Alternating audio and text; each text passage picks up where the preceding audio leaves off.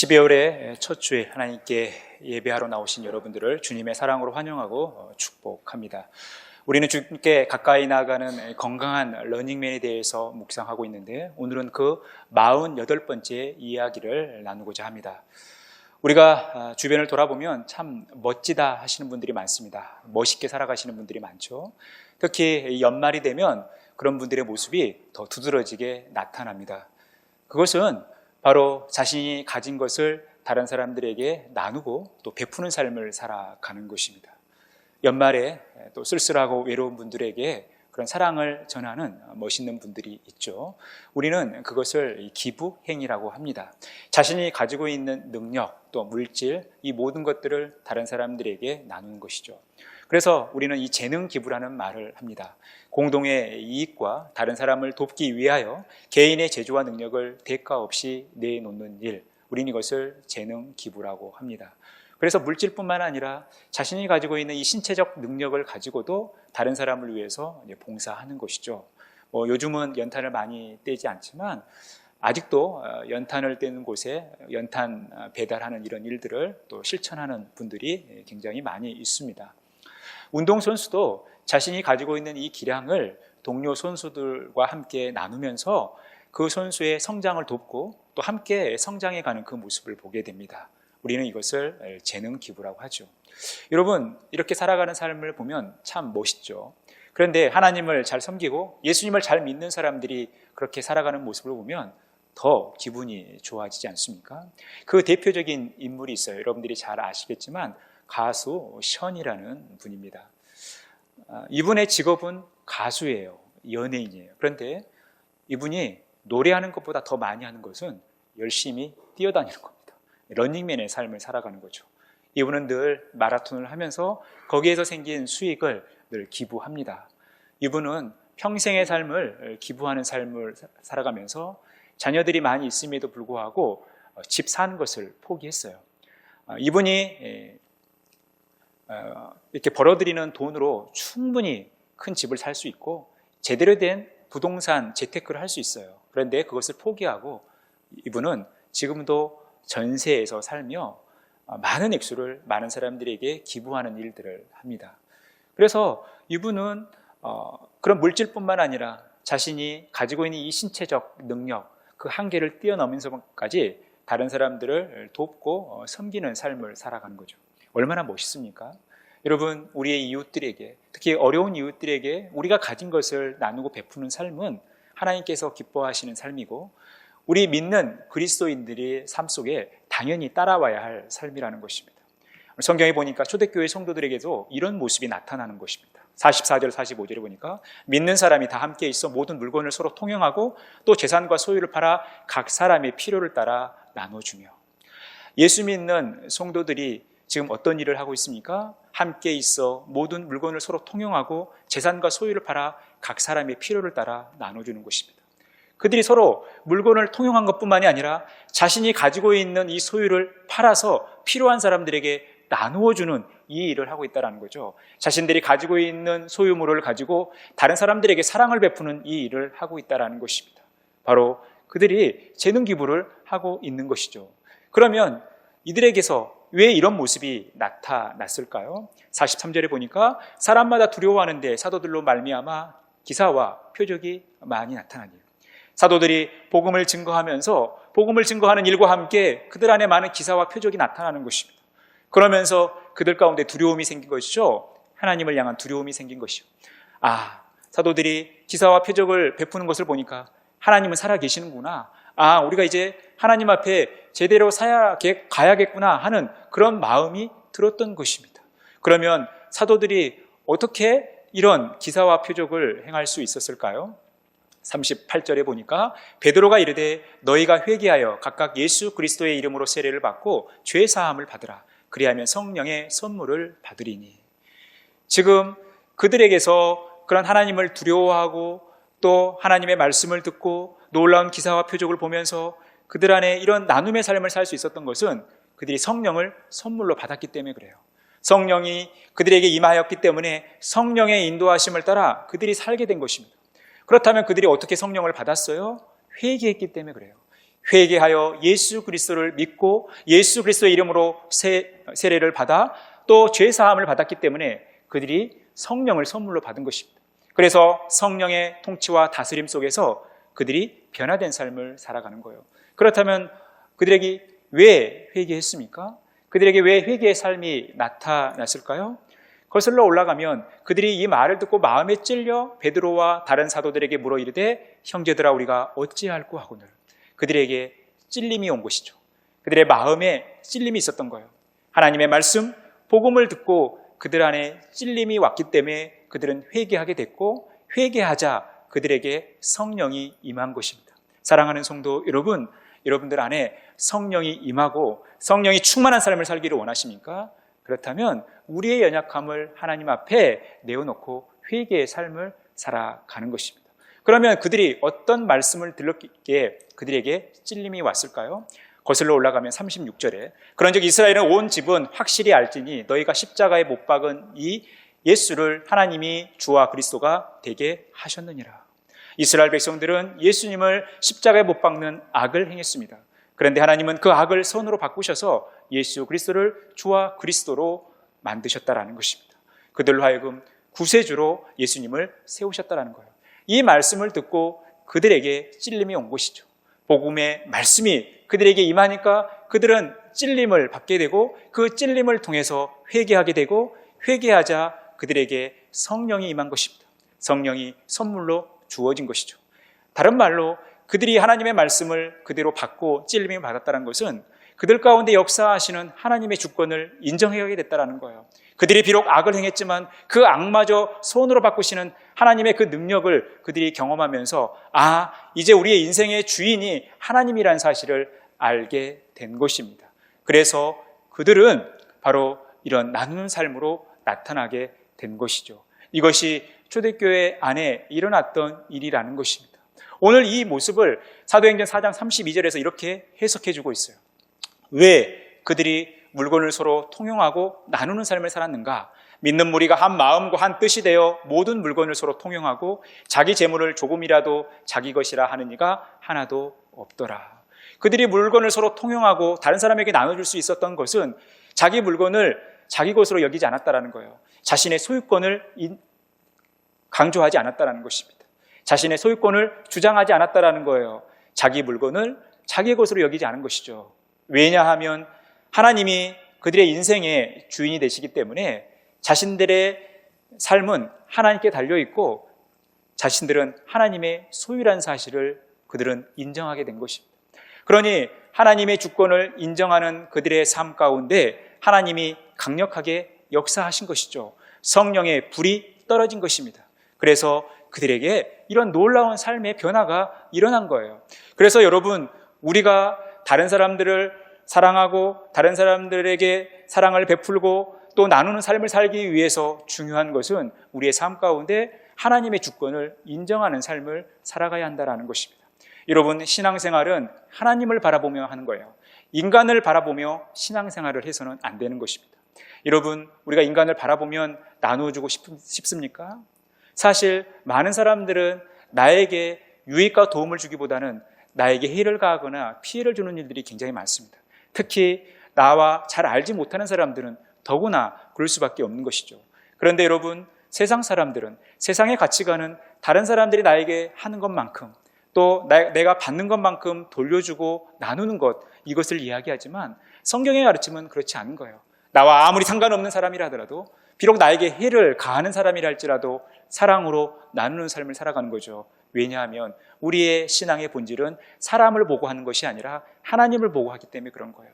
그래서 여러분, 우리의 신앙생활은 늘 하나님을 보며 하는 것이죠. 그래서 그런 하나님의 주권을 인정하는 삶 가운데 그들은 이런 삶을 살아간 거예요. 그들이 사도의 가르침을 받아 서로 교제하고 떡을 떼며 오로지 기도하기를 힘쓰니라. 우리가 하나님의 주권을 인정하고 성령으로 충만한 삶을 살아간다는 것은 가르침을 받는 거죠. 하나님의 말씀을 수용하고 그 말씀대로 순종하며 살아가는 것입니다. 서로 믿음의 교제를 나누는 거예요. 그리고 오로지 기도하기를 힘쓰는 거예요. 왜냐하면 우리의 인생이 하나님께 달려있기 때문에 그런 거예요. 그래서 예수 믿는 우리들은 늘 하나님 말씀 앞에 우리가 서는 것입니다. 하나님 말씀 앞에 우리는 찔림이 올 수밖에 없는 거예요. 히브리서 4장 20절에서 말씀하는 것처럼 하나님의 말씀은 살아 운동력이 있는 거예요. 좌우의 날선 어떤 검보다 예리한 거예요. 그래서 우리의 혼과 영과 골수를 찔러 쪼개기까지 하는 거예요. 그래서 우리의 마음과 생각과 뜻을 감찰한다라는 것입니다. 하나님 말씀 앞에 우리의 모든 연약함이 다 드러나게 돼 있는 거예요. 그래서 예수 믿는다라는 것은 하나님의 말씀을 받는다라는 것이고, 하나님의 말씀을 받는다라는 것은 우리 안에 연약함들이 드러나고 회개하고 하나님의 은혜를 구하는 삶을 살게 되어 있는 거예요. 초대교회 성도들은 바로 그런 삶을 산 것입니다. 철저히 하나님의 주권에 입각한 삶, 철저히 성령으로 충만한 삶, 그래서 하나님의 살아계심을 인정하며 그들의 놀라운 삶의 변화를 경험하고 있다라는 거예요. 그런 저들에게 하나님께서 어떻게 역사하십니까? 또 여러 말을 확증하며 권하여 이르되 너희가 이 패역한 세대에서 구원을 받으라 하니 그 말씀을 받은 사람들은 세례를 받으며 이날의 신도의 수가 3,000이나 더하더라. 여러분, 사도들이 하나님의 말씀을 증거하고 복음을 증거할 때 그날 신도의 수가 3,000이나 더했다라는 것입니다. 지금처럼 미디어가 발전하고 이렇게 마이크가 있는 시대에 말씀을 증거할 때 많은 사람들이 한자리에서 들을 수 있는 시대가 아니지 않습니까? 사실 예수님께서 말씀을 전하실 때, 하나님 나라 말씀을 전하실 때 10,000명이 넘는 인원이 그것을 들은 것 자체만으로도 엄청난 기적이죠. 여러분, 우리는 오병이어의 기적에 우리가 집중할 때가 있는데 사실 그것보다 더 큰 기적은 10,000명이 모여서 예수님의 말씀을 들은 거예요. 지금 초대교회 안에 그와 비슷한 일이 일어난 것입니다. 사도들이 복음을 전할 때 신도의 수가 3,000이나 됐다는 거예요. 이것은 초자연적인 하나님의 역사죠. 성령의 강력한 역사였다는 것입니다. 이것이 초대교회 안에 일어난 것입니다. 이뿐만이 아니라 46절 47절에 보니까 날마다 마음을 같이하여 성전에 모이기를 힘쓰고 집에서 떡을 떼며 기쁨과 순전한 마음으로 음식을 먹고 하나님을 찬미하며 또 온 백성에게 칭송을 받으니 주께서 구원받는 사람을 날마다 더하게 하시니라. 이제 예수 믿고 나서 삶의 주인이 하나님으로 바뀌다 보니까 날마다 마음을 같이하게 된 거예요. 성전에 모이기를 힘쓴 것이죠. 떡을 떼며 기쁨과 순전한 마음으로 음식을 먹고 하나님을 찬미하는 것입니다. 이것이 저들의 낙이 된 것입니다. 예배당에 가고 싶은 거죠. 그냥 시간만 나면 그냥 문득 서 있기만 해도 예배당 가서 기도하고 싶고 예배당 가서 성도들을 만나고 싶은 거예요. 이게 초대교회 성도들의 모습이었다라는 것입니다. 그래서 하나님을 찬미하고 하나님을 높이는 삶 가운데 하나님께서 어떻게 역사하셨느냐, 이들을 통해서 많은 사람들로 칭송을 받게 한 거죠. 많은 사람들이 이들을 칭찬한 거예요. 이들의 삶이 전도지가 된 것입니다. 예수님의 시청각이 된 거예요. 그래서 이들이 칭송을 받으면서 하나님께서 믿는 자를 더해 주셨다라고 말씀하고 있어요. 이것이 초대교회 안에 일어났던 놀라운 부흥의 역사, 하나님의 강력한 역사의 현장이었다라는 것입니다. 우리가 그래서 초대교회로 돌아간다라는 것은 이 초대교회의 정신, 하나님의 주권을 인정하고 하나님 말씀 앞에 찔림을 받아 회개하고 성령으로 충만하여져 우리의 삶 가운데 변화된 삶, 특히 하나님을 찬미하고 우리의 가진 것들을 나의 것으로 여기지 않고 다른 사람들에게 나누는 이 삶으로 나타나는 것이 우리가 초대교회의 이 정신을, 이 본질을 회복하는 삶이라는 것입니다. 사랑하는 성도 여러분, 하나님으로부터 귀한 은혜를 받은 우리들은 당연히 나누고 베푸는 삶을 살아가야 돼요. 예수 믿는 우리들이라면, 성령으로 충만한 우리들이라면 당연히 이와 같은 삶을 살아가야 한다는 것입니다. 그런데 이것은 갑자기 초대교회 안에 일어났던 갑작스러운 일이 아니라는 거예요. 하나님께서는 이미 구약의 성도들에게 이 삶을 말씀하셨습니다. 레위기 19장에 보면 너희가 너희의 땅에서 곡식을 거둘 때에 너는 발 모퉁이까지 다 거두지 말고 내 떨어진 이삭도 줍지 말며 내 포도원의 열매를 다 따지 말며 내 포도원에 떨어진 열매도 줍지 말고 가나안 사람과 고려민을 위하여 버려두라. 나는 너희의 하나님 여호와이니라. 여러분, 우리가 땀 흘리고 수고하여 곡식을 거두는 일은 우리의 권리입니다. 최선을 다하여 곡식을 거두는 거죠. 최선을 다하여 수확을 하는 것입니다. 떨어진 이삭을 줍는 것도 우리의 권리예요. 포도원의 열매를 따는 것도 우리의 권리이고 그 열매를 따다가 떨어지는 것을 줍는 것도 우리의 권리이지만 하나님께서 말씀하신 것은 다 거두지 말라라는 거예요. 땅에 떨어진 거 다 줍지 말고 가난한 사람들과 거류민을 위하여 남겨두라는 것입니다. 버려두라는 거예요. 이것이 하나님의 성품을 실천하는 삶이라는 것입니다. 하나님은 자비로우신 분, 하나님은 자신의 모든 것을 우리에게 주시는 그런 사랑의 하나님이기에 우리가 하나님을 사랑한다고 할 때는 이 하나님의 마음과 성품을 많은 사람들 앞에 실천하는 거예요. 우리의 소박한 삶 가운데, 우리의 이 추수의 현장 가운데서도 우리는 이 하나님의 사랑을 실천할 수 있다는 것입니다. 하나님은 우리에게 그것을 요구하고 계시다라는 거예요. 또한 더 귀한 말씀을 주셔요. 신명기 24장 19절에 보니까 내가 밭에서 곡식을 벨 때에 그 한 뭇을 밭에 잊어버렸거든 다시 가서 가져오지 말고 나그네와 고아와 과부를 위하여 남겨두라. 그리하면 내 하나님 여호와께서 내 손으로 하는 모든 일에 복을 내리시리라. 하나님께서는 우리가 그렇게 나누고 베푸는 삶을 살아갈 때 우리의 권리를 포기하고 그것을 다른 사람을 사랑하는 것으로 실천할 때 하나님께서 우리 손으로 수고하는 것까지 다 복을 주신다라고 약속하고 있다는 것입니다. 사랑하는 성도 여러분, 그래서 우리가 다른 사람들에게 사랑을 베풀고 나누는 삶을 살아가는 것은 우리의 선택사항이 아니라 하나님께서 우리에게 복을 약속하신 놀라운 진리의 말씀이라는 거예요. 우리는 이 진리의 말씀을 따라 늘 하나님을 기쁘시게 하는 삶, 하나님을 뜨겁게 사랑하는 삶, 우리의 이웃을 내 몸과 같이 사랑하는 삶을 살아가는 것입니다. 예수님께서 복음서에서 한 서기관과 이야기할 때 예수님께서 하나님을 사랑하고 내 이웃을 내 몸과 같이 사랑하라고 하는 이 말씀을 전할 때 서기관이 그 예수님의 말씀의 뜻을 정확히 이해하고 있어요. 마가복음 12장 33절에 보니까 또 마음을 다하고 지혜를 다하고 힘을 다하여 하나님을 사랑하는 것과 또 이웃을 자기 자신과 같이 사랑하는 것이 전체로 드리는 모든 번제물과 기타 제물보다 나으니이다.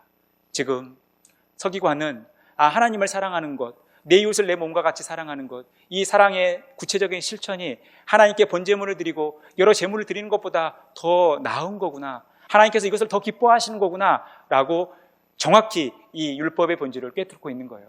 이 이야기를 듣고 예수님께서 참 지혜로운 이야기를 했다라고 예수님께서 칭찬하신 거죠. 그러니 다른 옆에 있는 사람들이 더 이상 반문하지 못했던 것입니다.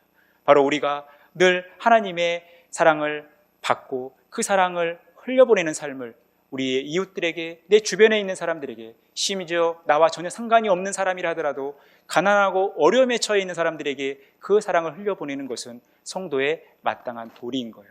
그러면서 이 구제의 삶의 비밀을 예수님께서 다시 한번 강조하십니다. 누가복음 12장 33절에 보니까 너희 소유를 팔아 구제하여 낡아지지 아니하는 배낭을 만들라. 곧 하늘에 둔 바 다함이 없는 보밀이니 거기는 도둑도 가까이 하는 일이 없고 좀도 먹는 일이 없느니라. 우리가 이 땅의 삶을 살아가는 동안 우리의 소유를 팔아 구제하여 어려운 사람들을 도울 때 이 일은 하늘에 우리의 보물을 쌓아두는 일이라는 것입니다. 도둑도 전혀 틈탈 수 없는 그 하늘나라 창고에 우리의 보물이 쌓이는 일이죠. 그래서 우리가 이 땅의 삶을 살아가면서 육적인 일인 것 같지만, 우리의 물질을 가지고 다른 사람을 돕는 것이 육적인 일인 것 같지만 예수님은 분명히 말씀하시는 거예요. 이것은 영적인 일이라는 것입니다. 우리의 내세를 위하는 삶이라는 것입니다. 그래서 이 예수님의 말씀을 받아 사도 바울이 우리가 선한 일을 하는 삶, 남을 돕고 섬기는 삶이 어떤 의미를 가지고 있는가 디모데 전서 6장에서 말씀하고 있어요. 내가 이 세대에서 부한 자들을 명하여 마음을 높이지 말고 정함이 없는 재물에 소망을 두지 말고 오직 우리에게 모든 것을 후히 주사 누리게 하시는 하나님께 두며 선을 행하고 선한 사업을 많이 하고 나누어 주기를 좋아하며 너그러운 자가 되게 하라. 우리가 예수님을 믿는다라면 이 세상 재물에 우리 소망을 두지 않는 거예요. 우리의 소망은 하나님께 두는 거죠. 우리에게 모든 것을 후히 주시는 하나님께 우리의 소망을 두는 거예요. 그러니 하나님께 소망을 두니까 이 세상의 물질에 더 이상 집착하거나 욕심을 부리지 않는 것입니다. 그래서 선을 행하는 거예요. 하나님의 일을 하는 거죠. 선한 사업을 많이 하고 나누어주는 일을 힘써 행하는 것이죠. 이것을 좋아하는 거예요. 그래서 다른 사람들에게 더 너그러운 삶을 살아가는 것입니다. 이러한 삶을 살 때 어떤 일이 생기는가? 이것이 장래의 자기를 위하여 좋은 터를 쌓아 참된 생명을 취하는 것이니라. 우리가 예수 믿고 나서 하나님의 사랑을 실천하는 삶이 우리의 참된 생명을 취하는 일이라는 거예요. 우리의 미래, 우리의 내세를 위하는 삶이라는 것입니다. 예수님께서 말씀하신 것처럼 너희의 소유를 팔아 구제했을 때 그것은 하늘에 너희들의 보물을 쌓는 일이라고 말씀하신 그 약속의 말씀을 지금 사도 바울이 다시 한번 강조하고 있습니다. 여러분, 그래서 하나님으로부터 놀라운 사랑과 은혜와 선물을 받은 우리들은 이것을 나의 것으로 여기지 않고 당연히 다른 사람들과 나누고 베푸는 삶을 살아가는 것입니다. 사랑하는 성도 여러분, 우리 인간에게는 세 단계의 과정이 있어요.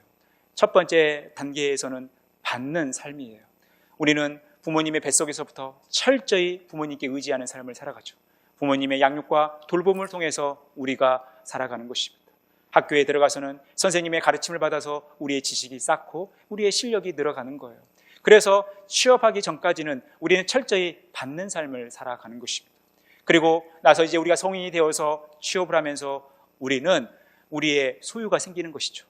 학력이 쌓이게 됩니다. 우리의 명예가 쌓이게 돼요. 우리의 물질이 쌓이게 됩니다. 그래서 우리는 철저히 우리가 가지고 있는 것들을 소유하는 삶을 살아가는 거예요. 어떤 사람은 성인이 돼서도 받는 삶에 머물러 있는 경우도 있죠. 그런데 우리는 이제 소유하는 삶으로 나아가야 돼요. 그런데 우리의 삶이 이 2단계 소유하는 삶에서 머물러 있어서는 안 된다는 것입니다. 우리가 나누고 베푸는, 다른 사람들에게 나눠줄 수 있는 이런 3단계로 나아가야 된다는 것입니다. 우리의 인생이 공수래 공수고 아무것도 가지고 이 땅에 오지 않았죠. 아무것도 가지고 온 것이 없습니다. 그리고 우리가 이 땅의 삶을 마무리할 때 우리는 아무것도 가지고 가지 않습니다. 그러면 우리가 그동안 소유한 것들 어떻게 하는 거예요? 하나님께서 원하시는 것은 이것을 나누는 삶을 살아가는 거예요.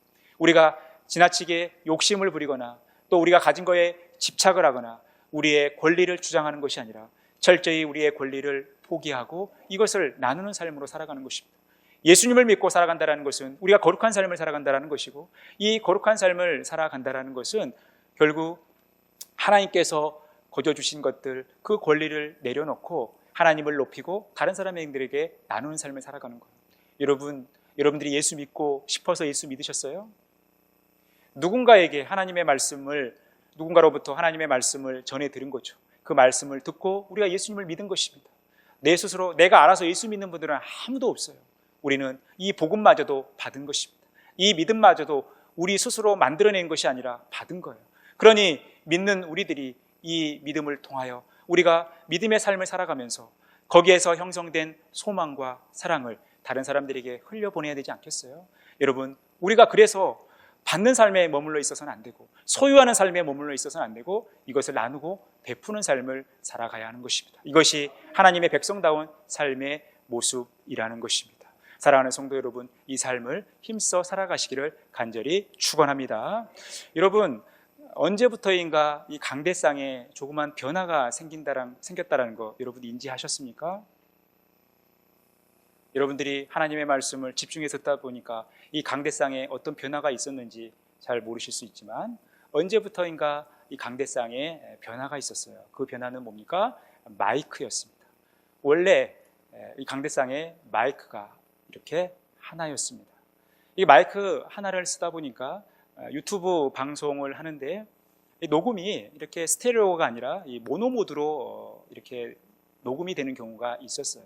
그래서 마음 한편에 마이크가 하나 더 있었으면 좋겠다라는 마음을 가지고 있었습니다.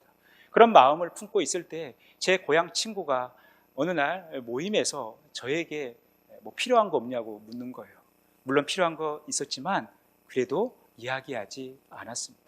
그런데 또 시간이 지나고 나서 그 친구가 모임 때 마이크를 하나 사주겠다라는 것입니다. 그래서 속으로 좋아했죠.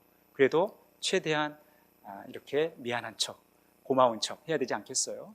그래서 이렇게 감사하는 마음을 가지고 시간을 보내다가 이 친구가 이 마이크 모델을 사진 찍어서 보내달라는 것입니다. 그래서 그 사진을 찍어서 카톡으로 보내줬어요.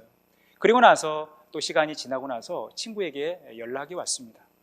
마이크 샀는데 교회로 보내줄 테니까 교회 주소를 문자로 보내달라는 거예요. 그때 친구의 얘기를 듣고 제 마음 가운데 감동이 있었던 것은 택배로 받을 수도 있지만 고마운 마음을 보답하는 마음으로 내가 밥을 사야 되겠다라고 생각을 하고 종로로 갔습니다.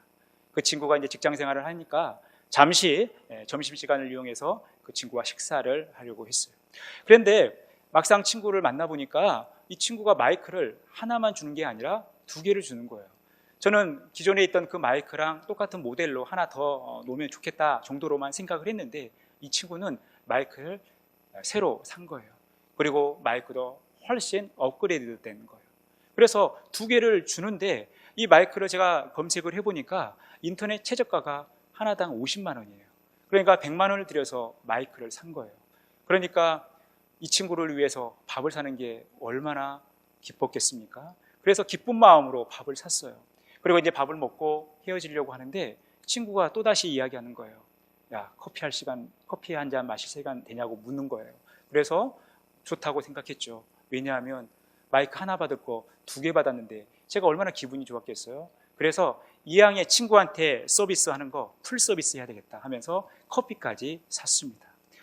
이제 커피를 마시면서 친구가 이런저런 이야기를 하는 거예요. 자기 집 이야기도 하고 부인 이야기도 하고 아이들 이야기도 하고 또 직장 생활하는 이야기도 하고 교회 생활하는 이야기도 하면서 친구가 또 다시 저에게 묻습니다. 뭐 필요한 거 없냐? 그래서 저는 없다고 했습니다. 그런데 이 친구가 계속해서 묻는 거예요. 뭐 필요한 거 있냐고. 그래서 제가 이야기를 꺼낸 게 바로 LED, 우리 전광판 이야기를 했습니다. 한 장로님이 헌금을 한 이야기, 그리고 견적을 받은 이야기, 또 비용이 어느 정도 발생한 이야기, 이것을 친구에게 이야기를 했어요. 제 이야기를 듣던 그 친구는 그 자리에서 저에게 이렇게 이야기했습니다. 내가 1,000만 원 줄 테니까 그거 해라 라고 이야기를 했어요. 저도 얼마나 놀랬겠어요. 1,000만 원이라는 돈이 적은 돈 아니잖아요. 그리고 이 친구는 부인 몰래 비자금을 만들어서 그것을 저에게 주는 거니까 미안한 마음도 있고 고마운 마음이 있는 거죠. 그래서 야, 기도해보고 결정해. 속으로는 좋지만 그래도 친구한테 그렇게 얘기하죠. 야, 기도해보고 결정해. 성급하게 그렇게 얘기하면 안 돼. 그러니까 기도해보고 다시 얘기해라 라고 얘기했을 때 친구는 계속해서 이야기하는 거예요. 1,000만 원 줄 테니까 해라. 그래서 계좌번호를 보내라는 것입니다. 그리고 나서 이 친구와 헤어지고 이렇게 이야기하면서 헤어졌어요. 내가 더 기도해보고 계좌번호 알려줄게. 그리고 너도 이거 그냥 기분대로 그냥 이렇게 바로 결정하면 안 돼. 너 집에서 쫓겨나면 어떠려고 그러냐 하면서 조금 더 기도해보라고 신중하게 생각하라고 이야기를 했어요. 그리고 나서 헤어졌습니다. 그리고 이제 집에 와서 저도 속으로는 좋지만 친구한테 미안한 마음이 있어서 하나님께 기도할 수밖에 없었던 거죠. 그래서 하나님께 그렇게 기도했어요. 하나님, 이 친구가 이야기했는데 뭐 까먹어보면 어쩔 수 없는 거 아니겠어요? 우리가 뭐 해주겠다고 얘기해도 그 약속 꼭 지키는 거 아니잖아요. 또 잊어버리지 않습니까? 우리에게 망각의 은사가 있기 때문에 뭐 해주겠다고 얘기해도 또 금방 잊어버리는 게 우리의 모습이에요. 그래서 하나님, 이 친구가 또 그날 기분 따라 얘기했을 수도 있고 하니까 혹시 연락이 없으면 그냥 저도 단념하고 혹 연락이 오면 하나님께서 허락하신 것으로 믿고 계좌번호를 보내겠다고 하나님께 기도했어요. 그리고 다음 날 친구에게서 카톡이 왔습니다. 왜 계좌 빨리 안 보내냐고 난리가 났어요. 빨리 보내라고 이렇게 재촉하는 친구의 카톡이 왔습니다. 그래서 저는 편한 마음을 가지고 계좌번호를 보내주었어요. 그리고 바로 1,000만 원이 통장에 입금되었습니다. 사랑하는 성도 여러분, 제가 왜 이 부끄러운 이야기를 하냐면 여러분, 저는 하나님께서 제가 마음에 품기만 해도 그 마음의 소원을 갖기만 했어도 하나님께서 다른 사람을 통해서 그 필요를 채우시는 거예요. 저는 사실 마이크 하나 정도 생각했습니다. 그런데 마이크 2개를 받게 됐어요. 저는 친구를 위해서 할 수 있는 것은 밥 한 끼 사주는 거, 커피 한 잔 사주는 것밖에 없어요. 저는 친구에게 그것을 나눈 것뿐이지만 그 친구는 저에게 바로 1,100만 원어치의 물건을 저에게 선물로 보낸 거죠. 그것도 저의 개인적인 일이 아니라 교회와 하나님의 나라를 위하여 그렇게 친구가 헌신해 준 것입니다. 사랑하는 성도 여러분, 우리가 나누고 베푸는 삶을 살아간다는 것은 그 하나님의 주권이 우리의 그 모든 환경과 상황 가운데 있는 거예요. 하나님께서 하신다라는 것입니다. 그래서 여러분, 우리가 사람을 바라보고 사람을 의지할 필요가 없어요. 하나님은 생각지도 못하는 방법으로 하나님께서 채워가신다라는 것입니다. 제가 친구에게 한 것은 불과 몇만 원 밥값, 커피값이었지만 하나님은 그 이상으로 채워주신 것입니다. 최근에 또 한 가지 일이 있었는데 아는 지인이 햇김이라고 이 김 한 뭉치를 주셨어요. 이게 올해 처음 나온 김이니까 이제 얼마나 맛있겠습니까? 그래서 이제 먹으려고 이렇게 준비하고 있었는데, 지난 주간 저와 지금도 교제하고 있는 이 목사님 부부와 식사할 시간이 있었어요. 식당에서 식사를 하는데 이 목사님이 거의 김 킬러 수준이에요. 김을 너무나 좋아하는 거예요. 그래서 이 김을 드려야 되겠다 생각해서 조금 아까운 마음도 있었지만 과감하게 그 통째로 그 김을 그 목사님에게 드렸어요. 너무 좋아하시더라고요. 그런데 정확히 이틀이 지나고 나서 제가 그 목사님에게 드렸던 그 김을 똑같이 누군가에게 받았습니다. 그대로 채워진 거예요. 여러분, 이것이 나눔의 방식인 것이죠.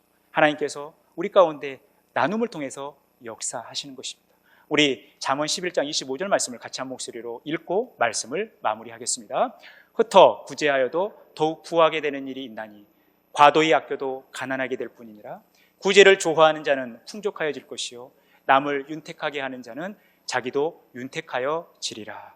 여러분, 사람들이 왜 자꾸 저축을 하고 또 모으려고 합니까? 불안하니까 그래요. 불안하니까. 나에게서 물질이 사라지면 어떻게 할까? 불안하니까 그 불안한 마음에 그 소유를 유지하려고 하는 것입니다. 그런데 성경에서 말씀하고 있는 법칙은 그렇지 않아요.